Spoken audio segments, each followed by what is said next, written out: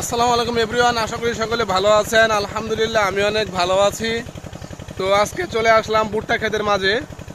তো ভিউয়ার্স, আপনারা দেখতে পারতেছেন এখন সকাল 7টা বাজে। তো আমি সকালবেলা এখান দিয়ে যখন এদিকে বেড়াতে আসি, আমি এখান থেকে ঘুরতে আসি আসলে।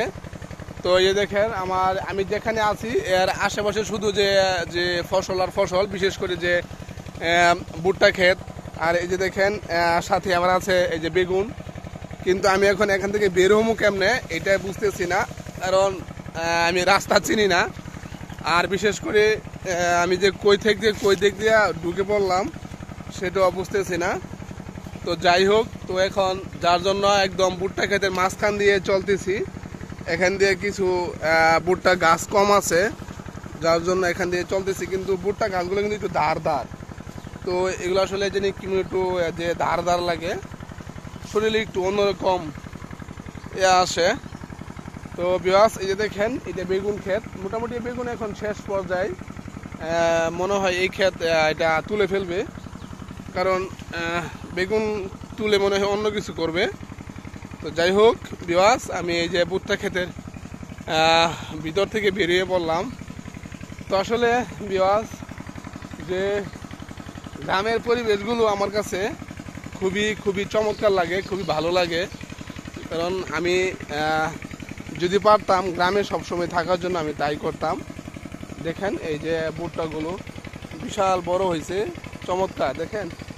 ওয়াও ওয়াও ওয়াও, এই যে একটা ভুট্টা, এইগুলি কিন্তু আসলে ভুট্টা এবারে ফসলে যে খুব ভালো হয়েছে। দেখেন বিশাল যে ভুট্টার যে একটা ছড়া, সেটা আসলে অনেক বড় হয়েছে।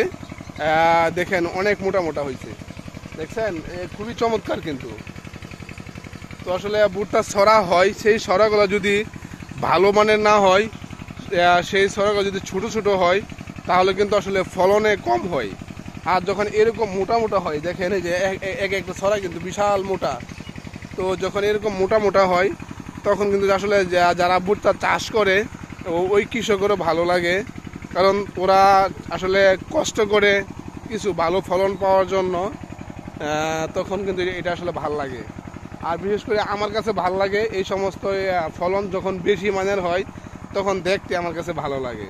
কারণ একজন কৃষক যখন সে ফলনে ভালো পাবে সব কিছু, তখন সে আরও এটার প্রতি আরও আগ্রহ বাড়বে যে এটা করার জন্য। তো আর দেখেন আমি এখন যেখান দিয়ে যাচ্ছি, এখানে কিন্তু ভুট্টা চারা লাগানো আছে। এখানেও ভুট্টা চালানো লাগানো আছে, যদিও আমার এখান দিয়ে যাওয়াটাই ঠিক হচ্ছে না। কিন্তু আমি ভুট্টা গাছগুলো দেখে দেখে পা ফেলতেছি, যেন একটা গাছের যেন ক্ষতি না হয়। তো ভিউয়ার্স, সবাই ভালো থাকবেন, সুস্থ থাকবেন। সবাই আমার জন্য দোয়া করবেন এবং কৃষক ভাইদের জন্য দোয়া করবেন। একটা কথাই, কৃষক বাঁচলেই কিন্তু দেশ বাঁচবে। কৃষক ভালো থাকলেই আমরা ভালো থাকবো, আমরা সব কিছুই সস্তায় কিনতে পারবো। তো আজকে এই পর্যন্তই, আল্লাহ হাফেজ।